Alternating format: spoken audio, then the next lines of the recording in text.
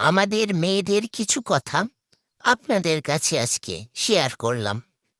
আমরা মেয়েরা শাড়ি পরেও দেখেছি, পাকিস্তানি ড্রেস পরেও দেখেছি, অনেক দামি দামি ড্রেস পরেও দেখেছি, কিন্তু শান্তি শুধু বাসার তেনা তেনা হয়ে যা কাপড়ের মধ্যেই পেয়েছি।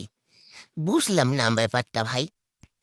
আর একটা কথা, আমরাই মনে হয় একমাত্র ব্যক্তি, মেয়ে মানুষ যারা আছি, তারা মার্কেটে জামা কিনতে গিয়ে খরয় কিনে নিয়ে চলে আসি।